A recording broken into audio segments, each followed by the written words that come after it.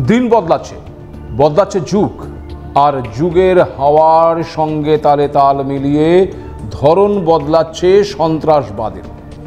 এতদিন আমরা জঙ্গি মানেই বুঝতাম AK-47 হাতে কোনো এক গরিব যুবক কিংবা শরীরে টাইম বোম বাঁধা আত্মঘাতী দলের তরুণী। এতদিন জঙ্গিদের যে সমস্ত নাশকতার ছক সামনে এসেছে তা ছিল ওই অতর্কিত হামলা, গুলি কিংবা একের পর এক বোমা বিস্ফোরণ। সদ্য দিল্লি বিস্ফোরণের পর যে সমস্ত তথ্য সামনে আসছে তাতে স্পষ্ট যে সন্ত্রাসবাদ তার ধরন বদলাচ্ছে। আজ আর শুধুমাত্র এই গরিব কিংবা অশিক্ষিত যুবকদের জান্নাতের দোহাই দিয়ে মগজ ধোলাই করে জঙ্গি তৈরি করা হচ্ছে না।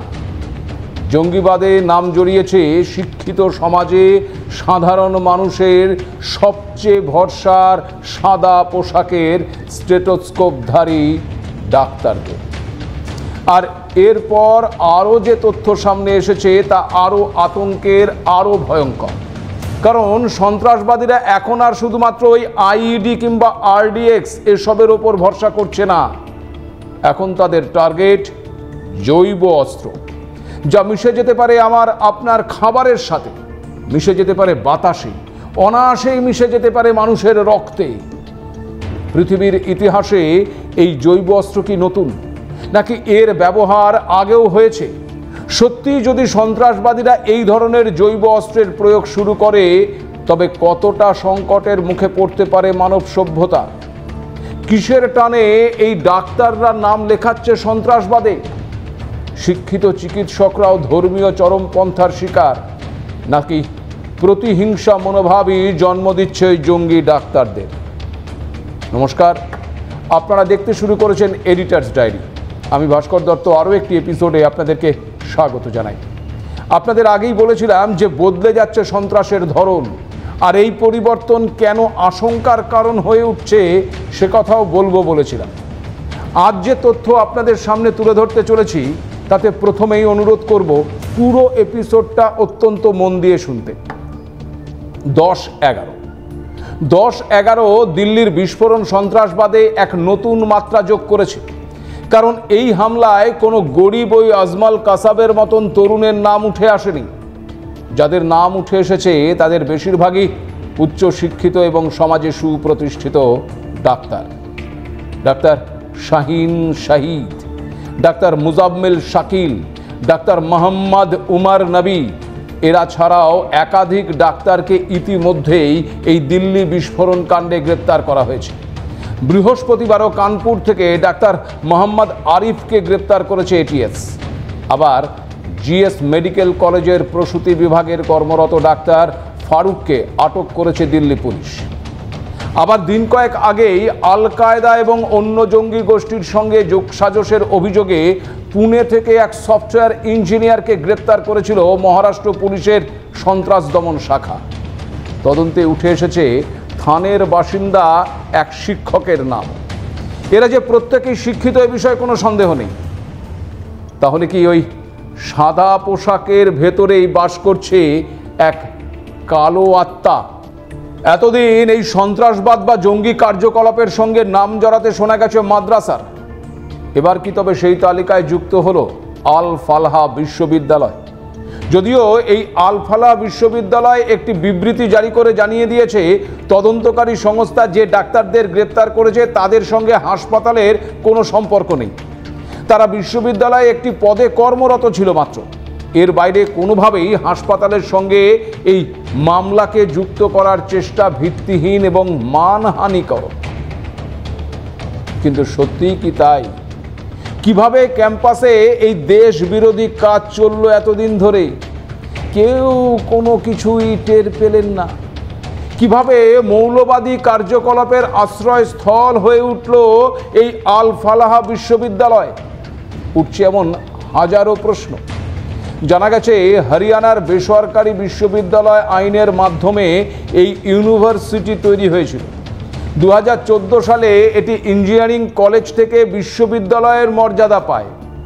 এই বিশ্ববিদ্যালয়টি ওই জামিয়া মিলিয়া ইসলামিয়া এবং আলিগড় মুসলিম ইউনিভার্সিটির বিকল্প হিসেবে উঠে আসায় সংখ্যালঘুরা এখানে ভর্তির দিকে ঝুঁকে পড়ে। জানা যাচ্ছে যে এই শিক্ষা প্রতিষ্ঠানটি চালায় আল ফালাহা চ্যারিটেবল ট্রাস্ট, যার মাথায় রয়েছেন চেয়ারম্যান আহমেদ সিদ্দিকী আর ডক্টর ভূপেন্দর কৌর আনন্দ। এই বিশ্ববিদ্যালয়ের বর্তমান উপাচার্য হিসেবে দায়িত্ব সামলাচ্ছেন। রেজিস্ট্রার পদে রয়েছেন প্রফেসর ডাক্তার মোহাম্মদ পারভেজ। আর এই বিশ্ববিদ্যালয়ের 3 ডাক্তারকে গ্রেপ্তার করার পরেই ঘটে ওই দিল্লির বিস্ফোরণ। এমনকি ডাক্তার মোহাম্মদ উমর নবী এবং আল ফালাহ বিশ্ববিদ্যালয়ের একজন সহকারী অধ্যাপকও ছিল বলে অভিযোগ। খুব স্বাভাবিকভাবেই এবার এনআইএর র্যাডারে এই আল ফালাহ বিশ্ববিদ্যালয়ের প্রতিষ্ঠাতা ওই জাওয়াদ আহমেদ সিদ্দিকী 9টি কোম্পানির সঙ্গে যুক্ত, যার সবকটি ওই আল ফালাহ চ্যারিটেবল ট্রাস্টের মাধ্যমে যুক্ত। খুব স্বাভাবিকভাবে বোঝাই যাচ্ছে যে নেটওয়ার্ক অত্যন্ত গভীর পর্যন্ত ছড়িয়ে রয়েছে। আর এরই মাঝে উঠে এসেছে আরও এক চাঞ্চল্যকর তথ্য। গোলা বারুদ নয়, এবার সন্ত্রাসের ভরসা জৈব অস্ত্র। সম্প্রতি গোয়েন্দা সংস্থার হাতে ধরা পড়েছে এমন কিছু উচ্চশিক্ষিত ব্যক্তি যারা ওই রাইসিন নামের এক মারণ জৈব টক্সিন তৈরির কাজ করছিল। আপনাদের আগেই জানিয়েছিলাম যে গুজরাট পুলিশের অ্যান্টি টেররিজম স্কোয়াড গত 7ই নভেম্বর হায়দ্রাবাদের এক চিকিৎসককে গ্রেপ্তার করেছিল জঙ্গি সন্দেহে, যার নাম আহমেদ মহিউদ্দিন সৈয়দ। ধৃতের কাছ থেকে পাওয়া গিয়েছে 4 কিলোগ্রাম রাইসিন তৈরির উপাদান ক্যাস্টর বিন মেইশ। আর এই রাইসিন দিয়েই দিল্লি ও আহমেদাবাদের বিভিন্ন জনবহুল এলাকায়, বিশেষ করে ওই খাবারের দোকানগুলোতে নাশকতার পরিকল্পনা করেছিল ওই সৈয়দ। এখন প্রশ্ন হলো, কি এই রাইসিন, কিভাবে তৈরি করা হচ্ছে এই বিষয়টি, কতটা মারাত্মক এই জৈব অস্ত্র? ইতিহাস বলছে এই জৈব অস্ত্রের ব্যবহার কোনো নতুন বিষয় নয়। খ্রিস্টপূর্ব থেকেই এই জৈব অস্ত্রের প্রয়োগ হয়ে আসছে। খ্রিস্টপূর্ব 1400 শতাব্দীতে হিট্রিয়রা তাদের শত্রুদের কাছে তুলামেরিয়ায় আক্রান্ত ভেড়া পাঠাত। আবার গ্রিক ঐতিহাসিক হেরোডোটাসের মতে খ্রিস্টপূর্ব 4র্দশ শতাব্দীতে সিথিয়ান তীরন্দাজরা তাদের তীরগুলোকে ওই পচনশীল মৃতদেহে ডুবিয়ে সংক্রমিত করত। 1495 সালে স্প্যানিশরা কুষ্ঠরোগীদের রক্তের সঙ্গে ওয়াইন মিশিয়ে ফরাসি শত্রুদের কাছে বিক্রি করত। আবার 1763 সালে ব্রিটিশ অফিসাররা আদিবাসী আমেরিকানদের মধ্যে গুটি বসন্ত হাসপাতাল থেকে কম্বল বিতরণ করত। 1797 সালে শত্রুদের মধ্যে ম্যালেরিয়া বিস্তার করার জন্য নেপোলিয়নের সেনাবাহিনী মান্টুয়ার চারিপাশে সমভূমি প্লাবিত করেছিল। 1863 সালে আমেরিকান গৃহযুদ্ধের সময় কনফেডারেটরা ইউনিয়ন সৈন্যদের কাছে গুটি বসন্ত রোগীদের পোশাক বিক্রি করত। অর্থাৎ তলোয়ার বা গোলা বারুদ নয়, জৈব অস্ত্র প্রয়োগ দীর্ঘ সময় ধরেই হয়ে আসছে।